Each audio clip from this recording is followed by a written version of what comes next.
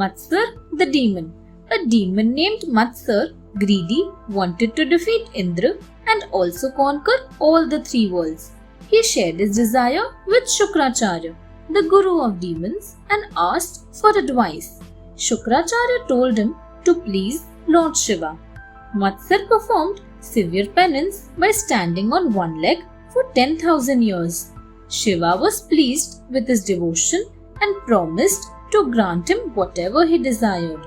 Matsar asked for the boon that no human, god, or demon should ever defeat him, and that he would rule over the three worlds and live gloriously.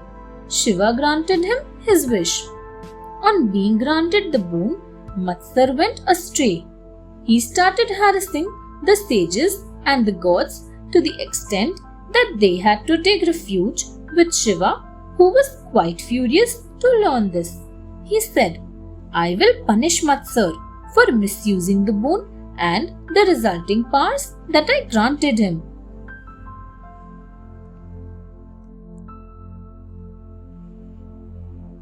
Ganesha's warrior form.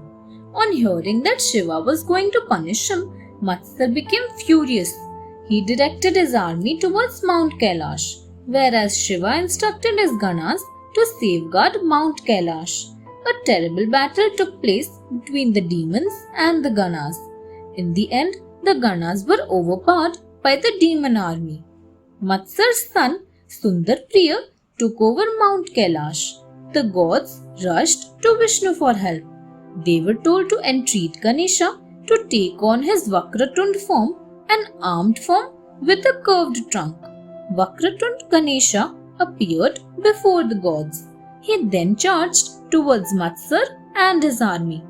The Ganas and the gods encircled Matsar's city. When Ganesha's army accosted him, Matsar ridiculed them. "I have conquered the entire world. No one can ever defeat me." He then sent forth a large convoy of demons to combat the Ganas, but the Ganas defeated them this time. Matsar surrenders to Ganesha. Matsar stared in disbelief when he saw the Ganas and the gods defeating his army easily. He quickly sent his two sons to the war front.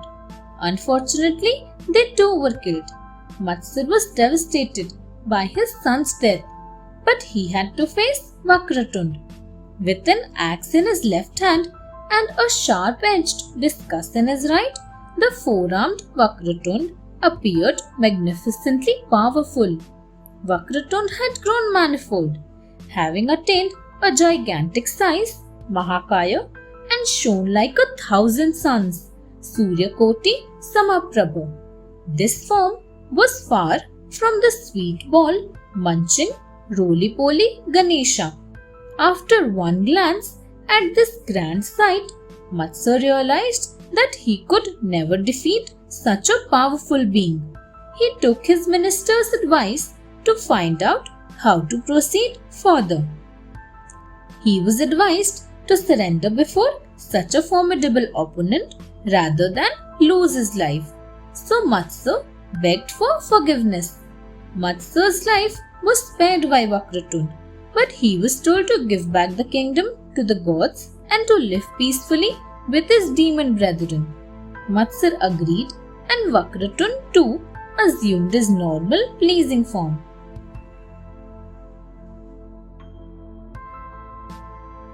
Sage Gautam and Ganesha. Legends say River Ganga was brought down to earth through Shiva's matted hair. During the descent, a part of Ganga got entangled in his hair. Goddess Parvati disliked the fact that Shiva was overly fond of Ganga.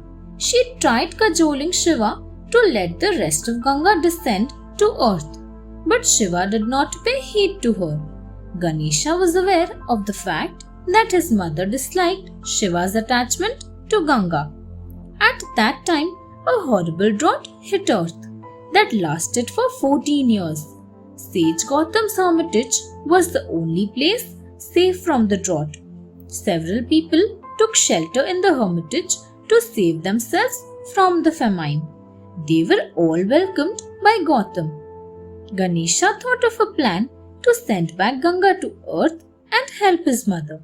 He realized that Ganga was needed on earth to end the drought. Thanks for watching. Do like, share, subscribe to Sahil Book House.